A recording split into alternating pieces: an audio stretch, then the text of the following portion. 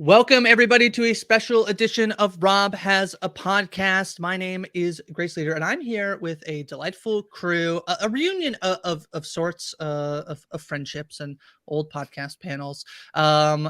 First, I'll say what we're doing here, which is that recently there was a bit of an uproar on Twitter, rightly so, as Survivor winner Nick Wilson had voted to pass Bill 150 in Kentucky, and rightly so, many Survivor alumni and fans and podcasters and all sorts of people came out in protest. And we're here to dive into that whole situation a little bit more, not only to talk through the whole situation, but also what people can do to help. So I'm excited. First, I'll go around the Pride of Spoken panel reunited. Evvie is here. Evvie, how you doing? I'm so good. I mean, I love talking to you all, but this is a very I'm sad that we have to do this, but I'm happy to do it with you all. So I know I was very conflicted about what tone I should start the podcast with. Like, it's not yes, exactly upbeat, I don't want to be too. I mean, I don't want to be too serious. totally. Let's see how Matt responds. Matt Scott is here. Matt, how you doing? I am, you know what? I'm happy to be here. There's a lot that comes up in the world there's a lot of weight that I feel like even a week ago I know each of us were carrying and a lot of us were carrying individually. And we were talking about this a few days ago, but just being able to come together and connect and be in it together and do something feels good. So I feel good and I feel hopeful today in the face of horribleness, Grace. Well, that's why we brought Hard Rock Hope, aka Brooklyn Zed. Zed, how you doing? Hello. I am grateful to be here with you all. I felt like we should have had the breaking news are happening now sound drop at the beginning, the way that you started the podcast, because this is urgent. And I am grateful that we were able to get together so quickly to talk about it and do something about it. Yeah, I definitely felt like as everything was happening, I definitely felt like I want, urgent to get together to chat. But also, I think very importantly, I think as sort of like, it's been about, there was another Survivor episode and you could kind of feel the momentum of maybe some of the stuff that was happening. Not disappear, but it was sort of fading a little bit, I think. And I actually think this is like kind of good timing in the sense that like it's important for, I think, as this showed up in people's podcast feeds or in their Twitter feed or whoever you're seeing this, that like that one day of outrage can't be the end of the conversation about what's happening to trans and queer kids and people, specifically across America. Like I'm very ironic. I'm the Canadian on the podcast talking about these issues that are happening in the United States. But I do think, this is my way of being an ally to my country, to this out. But typically whatever happens in America slowly trickles up to Canada. So I'm just like trying to be really ahead of the game, essentially. But yeah, I'm not sure if somebody wants to check. So yeah, I mean, I mentioned up top, this essentially sparked, I believe Brian Scally was one of the first people to sort of tweet out that Nick Wilson had voted to pass Bill 150. And essentially what Bill 150 does in Kentucky is it bans gender-affirming care for transgender youth, and it also restricts what bathroom folks can use. You have to use the bathroom that's the sex assigned at birth. And I don't know, does anybody want to chat about like, that's, there's a lot of language that gets put in. I try really hard not to like completely always cater to like the sort of language that I see from people who I think it's like a bit disingenuous. I had a Twitter that I feel like a lot of this language is wrapped up in like, we're protecting kids actually. I don't know if anybody wants to speak to like this bill in particular, like why actually many of us have a problem with the idea that it's actually protecting trans kids. Well, for one thing, in a lot of the same states where these bills are being enacted, which is not just Kentucky, but numerous states across the country, child marriage is legal. There's a lot of overlap in those two things. And we've seen as it continues, it expands from being about trans kids to trans healthcare up to 25 or all gender affirming care of any kind for anybody. DeSantis in Florida is trying to pass this bill that would ban talking about queer people at all in school, period, through high school. So, it goes far beyond just kids. And there are plenty of other practices in place in these same states that are not at all protecting kids. We don't need to get into the whole abortion rights discussion, but a lot of these same states would rather a kid have to carry a child to term than be able to, stay a child. And at the same time, they want to get rid of gender affirming care for those kids. Yeah, And I mean, yeah, go ahead, Evvie. No, I mean, and there's just absolutely nothing about this that in any way is protecting any children. I mean, as you know, it is so important to have a safe space to be able to explore sexuality, gender, whatever a child is going through. They should have the space to explore that freely, and to have the government institute a top-down blanket erasure of that possibility for trans kids, for queer youth in Kentucky is just absolutely horrendous and does not protect them. It hurts them. It actively harms them. There's things in this law that are the school is parents can tell the school, you have to use this pronoun for my child. You have to use this name for the child. This is just a method of basically controlling children. And that it's hard to even it's just that is so absolutely fucking horrible. And I'm sorry for cursing, but I'm also kind of not, because this is the shit. There's a podcast we can swear on, I think. Yeah, this one. Yeah, and it's just terrifying and horrifying. This law would require, I believe, people already on hormone therapy to detransition, any sort of medical transition, detransition, which is 100% horrible. Does not protect any person. And yeah, that's a first part rant. Yeah. Well, I mean, let's just go through I did this in a Twitter thread, but let's talk about what gender affirming care actually means for transgender youth, and why there's a lot of language that get used about protecting kids, and it's a lot of scaremongering about kids are having surgery. Okay. Not true. So gender affirming care for a transgender youth includes letting them choose a name that they feel affirmed by, pronouns that they can go by their pronouns that might be different than their sex assigned at birth, and they can wear clothing that also affirms their gender. All of these things, I think the idea, there's this idea out there about kids will regret this, and they'll be and the reason that they would regret doing some of this stuff is if they ultimately tried it out and decide not. For me, example, for a little while I tried using they them pronouns, and I was I don't love it. I'm gonna switch back, but I had the opportunity to do it and try it, and that's sort of how it should work. The reason kids might regret it is because society kind of sucks, and the more that we're right, making fun of that's it, you're just a boy, the more that there's this happens, that's society, is that the more you might regret. And in fact, most people who detransition do it because society is not accepting of trans people, not because the care was actually affirming. And so these are the things they're doing, things that are completely you could go back, you could choose a different reversible, you could change a name, you could switch your pronouns, you can wear different clothing the next day, all stuff. And so there's this idea that kids will regret it. But if we lived in a society that was more welcoming of exploring your gender, then the kids who decide, okay, this isn't for me, can decide, and the kids who decide it is for them, this is who they are, can continue to do that. So I think that and it's not surgery. The medication piece is puberty blockers, which are completely reversible, are also used in cis children. And again, I went back and forth with Zed about this before, that I feel sometimes we have to couch it in here's how it actually affects you as a cis person, when really trans people should also just, and queer people should just get to have human rights and dignity on our own without it being in relation to cis people. Absolutely.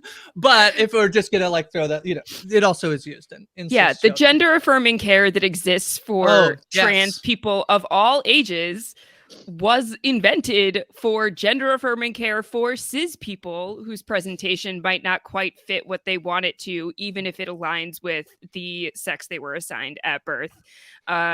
So that is where it comes from. Not that is necessarily relevant to the fact that trans people should have access to all this same care as well. And Grace, what you're saying is that essentially queer and trans children are making a social transition. It is not to a major degree a medical transition, other than preventing or forestalling a hormonal transition that they might not want to go through, that plenty of us don't want to go through, by the way. And that can make the decision a lot easier when they get older, if they don't need to reverse something their body did that doesn't align with their identity. Yeah. Yeah. Yeah. And I think one piece of this that just jumps out, and I was thinking about this just even as we were talking about the bill and what it does, is that like immediately if folks are looking at SB 150 and thinking like, I don't know how I should feel about this, like look at who's brought into the room and brought into the conversations, because it's not the like Kentucky trans advocacy organizations or queer organizations in general being consulted on these bills. It's not people from our community who are forming these horrible, oppressive bills. And I even think of just some of the work of the Fairness Campaign and the work that they do in Kentucky. But one of the things that they reference is just how it was, I believe, 71% of Kentuckians said that they didn't want this type of overreach, because this is also a type of overreach into people's lives. I also feel like overreach is something that often comes up where conservatives don't want that, but then they want that when it favors them and works against trans people and queer people. But you know, it's like so evident in this case that those groups weren't even consulted, especially because they are the ones, in part, in addition to groups all over the country, pushing back against SB 150. Yeah, it's part of the larger conversation about bodily autonomy that we are fighting for in this country for all people. And they're using trans folks as scapegoats to, you know, protect people, quote unquote. But really what it is about controlling the population and determining who's allowed to do what, go where, say things, do things. And it expands out from how they want to police trans children into older trans people and then into all people, and how you must behave and present yourself in society. Yeah, and I just like on this idea of, you know, who is this protecting, who is this for? Like, I just like encourage people to think, you know, the idea that I'm trying. This like it hits me in like such a place. It's you're like good. you know, when I started presenting as my authentic gender that feels like good in my body and makes me feel like I spent my whole life looking in the mirror and being like, ugh, you know, like literally like being like, I'm like, you know, whatever. I'm just a person who like, you know, I hate clothes and I hate shopping. And when I gave you an affirmative, that was me about myself, not me saying, when I looked at you. I fully understood. It was it was like, I know the feeling. Yes.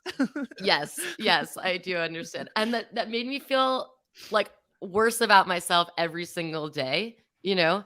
And now that I get to live as myself, I feel like happy and joy and lightness, and like the world is much more my freaking oyster. And like there's so much absolute amazing positivity that can come from that, as we all know. And I just, to think of a person, a kid who is like figuring that out about themselves and is told, you can't do that. You cannot experience, like, you can't feel good. You can't have the name you want. You can't use the pronouns you want because that's the law, because your teacher might be in trouble with the law, because your parent might be in trouble in the law, because someone might report your parent or your teacher, is literally unimaginable hell. Like, that is what this bill is. It is unimaginable hell that we're like, for to get the medical care that you might need to feel good in your body, to not feel suicidal, you have to move states. That is the unimaginable hell that is in Kentucky, that will be in Kentucky if this law is passed, that is in other states now across the country. And like, that is what we're talking about here. No, yeah. I mean, it's 100% right. I mean, and then we've talked about like what gender affirming care is, but I guess also to that point of like why it's important, which is exactly that it reduced the stuff. All the research shows like any of these anti-trans bills are 100% going about all the scientific research that's out there, the overwhelming amount of scientific research and organizations who are out there who are saying you're just disregarding it, that all the studies show that trans kids who are affirmed in name, clothing, gender, puberty blockers, and when you're older, options for surgery and all of these other things that might come with gender affirming care, reducing the effects of reducing depression, reducing suicide rates.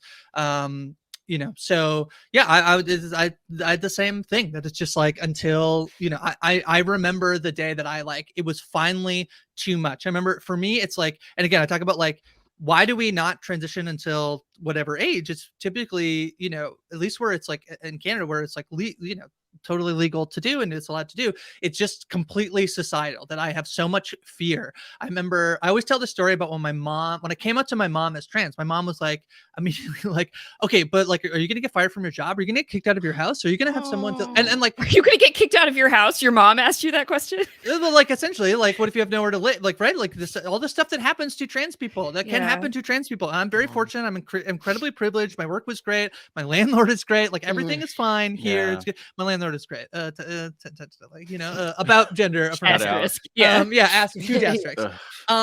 But my mom had and these were all things that, like, in the moment my mom was thinking about, I had all this time to essentially be like, worried about all of these things, right? Worried about how this would, like, I'll be made fun of, I'll be whatever, people like, more, harm might happen to, like, actual physical violence is more likely to come of me being out and trans than it was before when I was like hiding as a cis man, right? So I just had years and years and years to be like, if any of that happens, it's worth it, because I'm not happy as who I am. So I remember the night that I like called my brother and I was like, I need to do this. I have to do this. Anything bad that happens is worth the joy I'll have by coming out and trying to figure out what my life looks like this way. And essentially, like, the thing that you're saying, Zed, about how they're trying to limit this happening to children. And again, my favorite quote I've ever seen, I use it all the time, is,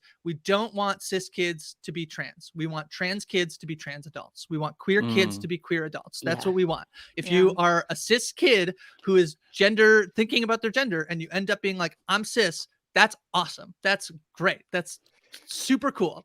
We just want trans people to be able to be trans adults. So yeah. I've said that on other podcasts. Like, everybody should question their gender. Sure. And if you decide that where you're at is good for you, great. Honestly, better, because you've thought about it. You've made a conscious decision that this is the way you want to show up in the world, even if that doesn't change anything at all. But there is so much good that comes from questioning what we are told about how we have to behave and how we have to operate within these systems that were not designed to support us. And I want to point out that we're talking specifically about Kentucky because of its link to this survivor winner. But these kinds of bills have already passed in a number of other states, including Arizona, Utah, Texas, South Dakota, Iowa, Arkansas, Mississippi, Tennessee, Alabama, and Florida. And that list is just going to keep growing. This movement is growing. And so the resistance to it also needs to continue to get louder and louder. And anything we can do to prevent the bills from passing in the first place, so we don't have to then try and get them to go away. It's the same idea, right?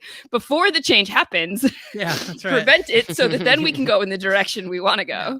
Yeah, I think I saw a stat, sorry, Matt, that was in 2022, there were about 100 anti-LGBTQ legislation that was proposed in the United States. As of March 3rd, 2023, 385 anti-LGBTQ bills or legislations had been proposed anywhere in the United States. So just to give you, like, a small glimpse into, like, what, it does feel like it's like an overwhelming and strategic plan of attack to do this. Yeah. And the thing that I want to, like, zoom out from, because we've talked so much about, like, the not only the personal but, like, community aspects of all this when it comes to trans kids and trans adults, like, in particular, is just, like, the bigger picture of it, which I often think about from, like, my work, which is so much in terms of helping people make an impact in the world. And what's really unfortunate is whether it's for, in the case of all four of us or so many other people, is that because of this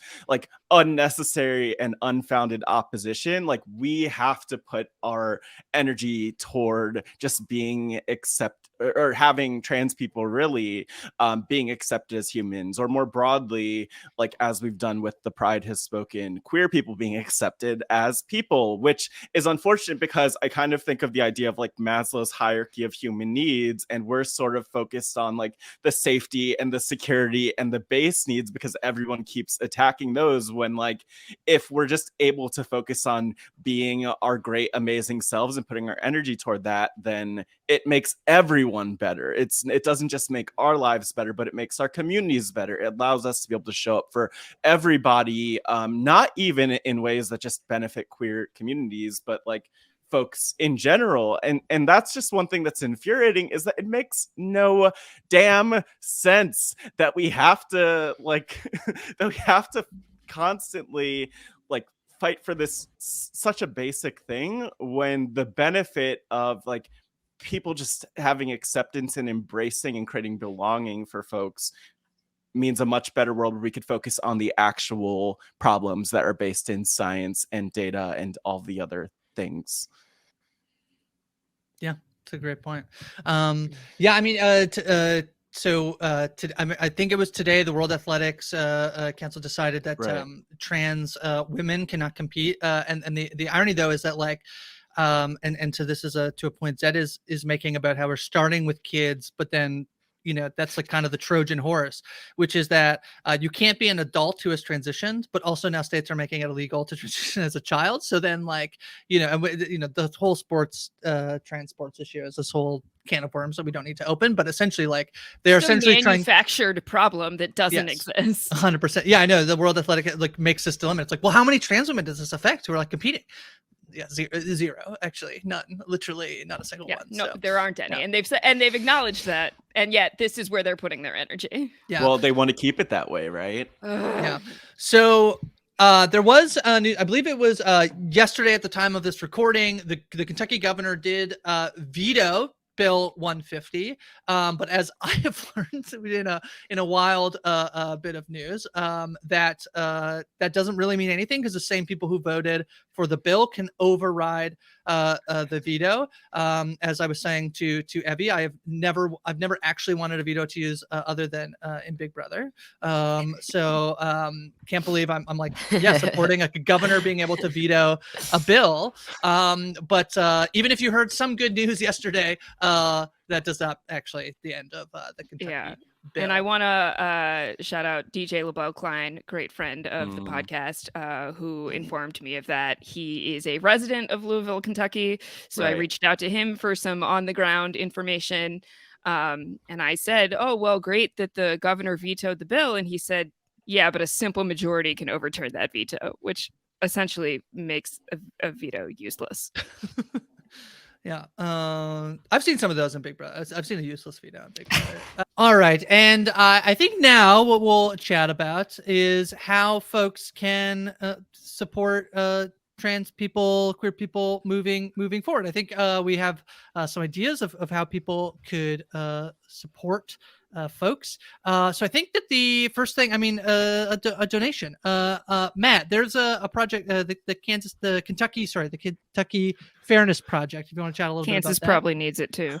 Kansas probably. Yes, but the Fairness Campaign is Kentucky's, maybe Kentucky's leading advocacy organization for the LGBTQ plus community. Started in 1991, and they're doing a lot when it comes to SB 150 in terms of speaking up and advocating, doing incredible work. And so any support that we could give to them, whether it is signing on with anything or especially donating, probably the most impactful form of support, will absolutely go a long way. And folks could do that, as I'm sure we'll plug many times, at fairness.org.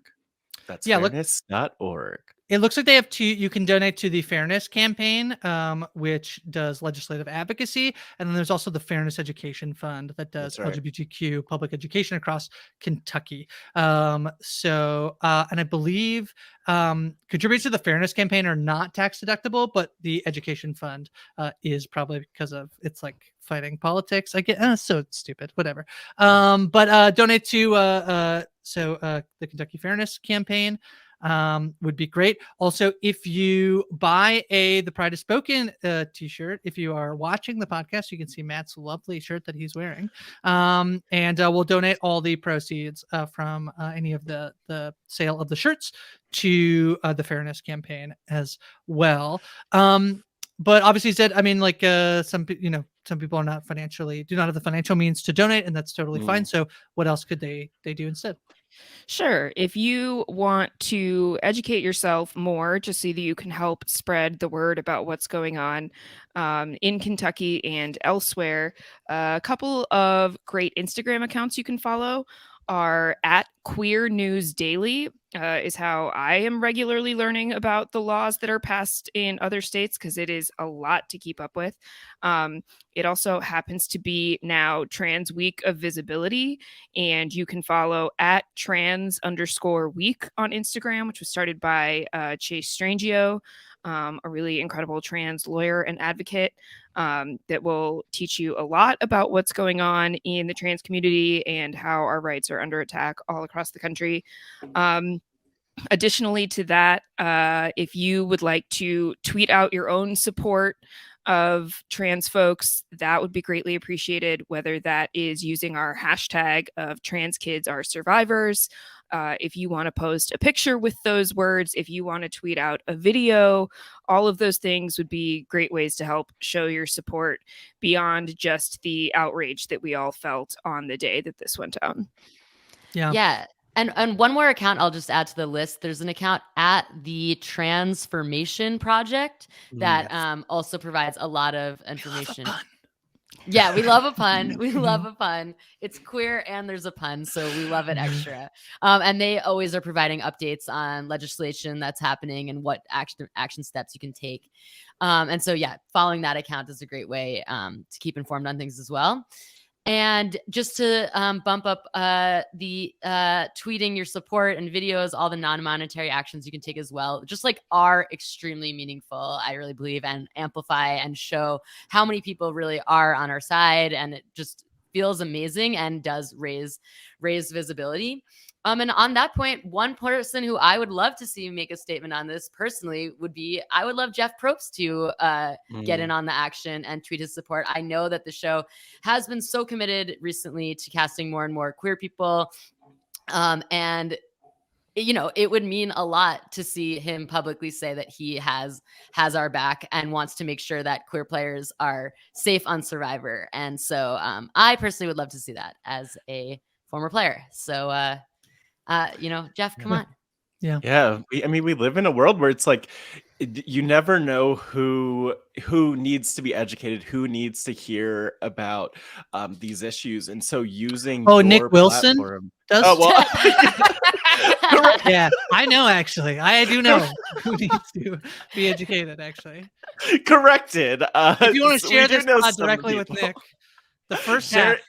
Yes, you can share it. Okay, we do know you can share it directly with Nick. And also, sharing and speaking up goes such a long way to educate your community, your family members, your friends, your TV show hosts, whoever might be paying attention to what you're saying. And so it goes a long way. But I always feel like people underestimate how important it is that they speak up and that they share and they figure someone else will do it. But like, if there's a time that you're waiting for, if you're waiting to use your voice, like, now's a pretty good time to start, Yeah. And it is really meaningful. I mean, like, I didn't know that Penner has I think, non-binary child. A non-binary kid? Wow. Yeah, I didn't know that. And it was so freaking awesome to see Penner just speaking up about it. There are people that you don't know are on our side, or people people who follow them might not know what their opinions are. And so it just really, really is important to speak up about, what you believe in, It's beautiful. It's a celebration. It's like, because there's so much that's dragging us down and literally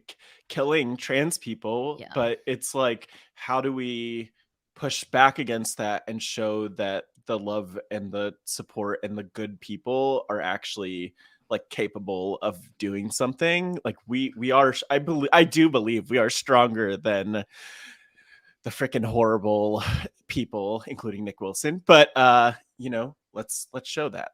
Yeah. You said dragging us down. We should be dragging it up, which is Damn also it! being banned Oh my across God. America.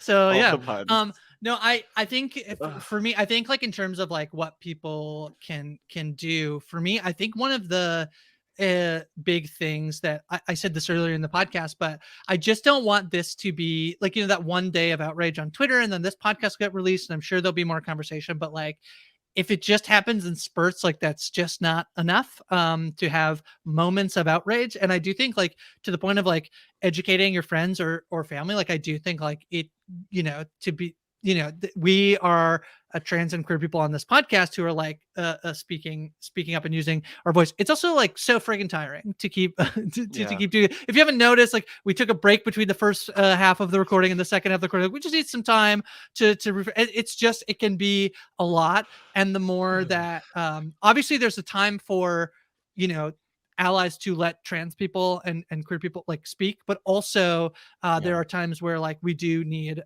allies to be the ones who, because when your family member says something homophobic, you can say that that's homophobic, to your own personal safety, whatever, but as much as you can do to sort of be outspoken, be to the point that it's safe for you to do so, it is important to do. Yeah, I think that's a huge point because, like, for example, like when this all was coming out, I was traveling and I was like literally honestly living my best queer life. I was in the San Francisco area, like at like 5 queer dance parties, and it was awesome. And I was like, oh God, I have to like take time out of this to like write some statement because like fuck Nick Wilson, and I just was like, I'm just gonna wait a couple of days because I like don't have the energy to like go from like happy place to like horrible place. And it turned out it wasn't like, then later I was able to put something out there, I'm able to do this, but like I didn't have to be the one who was speaking up in that exact moment because so many people were, and that just means a lot. And just like when you have the energy, when you have the safety to speak, like it's really important that you do, because not everybody does all the time. Yeah. And by the way, I just want to shout you out, Evvie, because I mean, we're in a new, I hate to say it, but we're in a new era. And it like you have been really in front, like using your voice, not only with the Pride Has Spoken, but just in general. And I think that the least that people could do is, carry that weight, which I know that all of us and the queer community wants to help do, but like you said, like other players and other people who've been part of this thing that we all really love, like I think of all of the different events that go on here in DC that are super gay when it comes to Survivor, and I just hope that people could realize like it's not our fight and it's not the trans community's fight alone. It is like everyone's fight for the world that we want to have and the world we want to live in. Yeah, and if like your like community is pretty small, I had we did an LGBTQ panel for The Last of Us, and a person I met online, Michael, came on, and he's known on YouTube as the Black Gay Comic Geek, and he jokes his catchphrase always is make it more black, make it more gay, and we were talking about like that's what people need to do. You need to do that with like your Twitter feed, the TVs you watch, the like the movies you go see, the music you listen to. Like the more you can make it more more queer, more trans, like the more you are exposing yourself to like your community. They were just like really awesome, cool people, and expose yourself. And I think like follow people on Twitter. You'll start to see about things you could do moving forward. Like you can make a monthly donation somewhere. Sometimes you see that like a trans person needs help with just like rent or like affirmative, like gender affirming care or whatever, and you could just send some money into their Venmo. There's lots of things you can continue to do if you like actively sort of step into ways to like connect with our community, whether that's like Twitter, Instagram, whatever, listening to our these podcasts. All of those things will make you a better ally. So donate to the Fairness Project, hashtag KY Fairness, hashtag Trans Kids Are Survivors, and you can amplify those tweets. Make sure you're following folks on Instagram, on Twitter, all sorts of stuff like that. And anything else? Any other messages we should leave for our lovely Survivor fans, queer fans, and allies.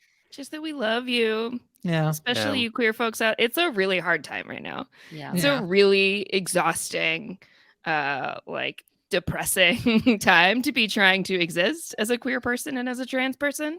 And I am so grateful to be on this panel with you folks and to have had this time in this space granted to us by Rob to be able to talk about these issues. So just like, be kind to one another, take care of each other, because it's really hard. And we're all just doing our best. Yeah. That's all I gotta say. That made me really emotional. And maybe it's just like the exhaustion and everything else. But no, like, just like I hope everyone could feel like that they're not alone. Kind of like we are able to feel in being here together with one another. I hope that they could feel like a big hug wrapped around them and just know like, yeah, the love is there. Like Zed's always going to be there, showing all the love and calling out capitalism and yelling. things, and Yelling. mostly the yelling. And like we're all here for you and with you, and you'll know where to find us and to reach out, but don't feel like you need to go it alone. Yeah, and I do just think, I don't know. This isn't maybe the right closing thought, but just a thing I was thinking is, it just, you just like on the thing of like, you never know who might need to be educated. And it's like, obviously Nick does, but like also Nick on the show comes off like a nice guy. You know what I mean? And I think there are a lot of people out there that, have this vague, nice exterior. But ultimately, if you're not nice, if you don't freaking value the humanity of other people, and if you're going to come into power and use it to deny healthcare and life-saving, mental health saving care to children. So I just do really think like, again, so I'm just upset about that. And I think, first of all, like it, again, I just want to emphasize that therefore it does mean a lot to find out how many people want to be vocally on our side, on the side of queer people, on the side of trans people. Like that just does mean so much. Can I say very quickly? I thought that the thing that actually the reason why it was also so surprising is it so rarely happens that like I follow a lot of trans people on Twitter who like there'll be something that happens like recently there was a girl from the UK who died and the government was like making the like not using her chosen name in like reports and in newspapers and like the official death certificate and all this like awful stuff, was bullied to the point of like a death by suicide. And there's all this reaction a lot of times from trans people where it's like okay, like cis people, we can really feel the silence of like that like you're not saying anything. And so I think that like that happens a lot, and that's why I want like my big thing is like that can't one day about that can't be it. I just like keep saying like it can't be it. But also it was like a bit of a surprise for me personally to just see so many people that like that whole community, or almost the whole community come together to show support for trans people and queer people was like just that should be something that should tell you something as a listener if like that's surprising to us. Yeah. So I very much appreciate the Survivor community that's what happened, but it's not great that it's surprising, Yeah. So, right. Yeah. The attacks are continuous. So like the fight against them need to also be continuous. Like the energy has to be kept up all the time. Yeah. And if everybody's doing it, then everybody gets to take breaks when they need breaks. Yeah. And if not everybody's doing it, then those of us who need a break can't take a break and have to keep going. That's part of why it's so exhausting. Yeah. Evvie, yeah. And just to say that I do think, first of all, hell yeah. Completely agree. And second of all, I just do also think, thinking about it in terms of Survivor, I do think like I remember there being reports that Nick had been online on Survivor Reddit and things like that saying transphobic stuff, and that was out there, and he attempted to scrub it before the show came out or whatever, which means it was accessible for Survivor casting to know about. And I just really would hope that they can learn from things like this and do their freaking homework, because if they're going to put queer and trans people on the show, they need to make sure there are not people that hate them. Well, I mean, and like to that point, not only not having like, horrible people, but like creating space for beautiful people, like amazing people who are great and adding to our world. Like people who you could really be proud of having a platform or giving a platform to. Like that's the world that we want. That's the representation that we need. Like that's why we're here doing what we're doing, right? Yeah. So that is it's by the time Survivor's over, it'll be pretty close to June. So perhaps a Pride Has Spoken reunion series might be necessary. I would just tease that out if you're interested in that. Let us know. And let's quickly go around the horn. You can find me on Twitter at Hi From Grace. Zed, where can people find you? What are you up to? You can find me at Hard Rock Hope anywhere I am on the internet. Twitching, yeah, mostly, yes.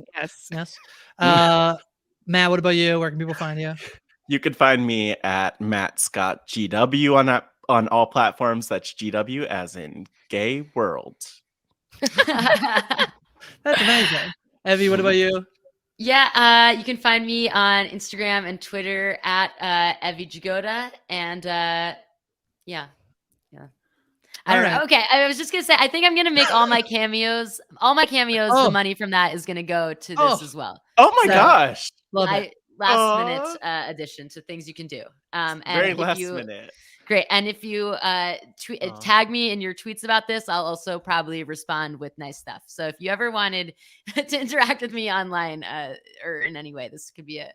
If that feels Evvie like sent fun me for you. the nicest cameo like a year and a half ago before we'd ever even met. That is still like bookmarked for me to look at anytime I need happy feelings. So highly recommend Evvie. You deserve happy feelings. Yes, you do. Makes me happy. I think for like if there's like if you're a trans person or gender nonconforming, wherever you identify, and you would like a Pride Has Spoken t-shirt, if you DM me, I can probably do it for like the first like 5-10 people.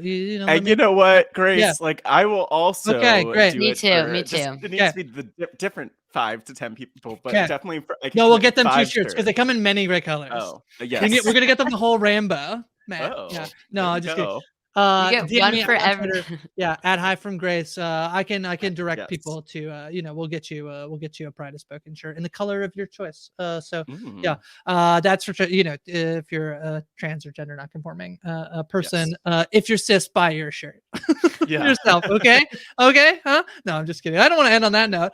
This is a lovely conversation. This has been so nice. Again, thanks to Rob for giving us the platform to do it. We'll continue the conversation for many days, months, years after this. And I think with that being said, the Pride has spoken.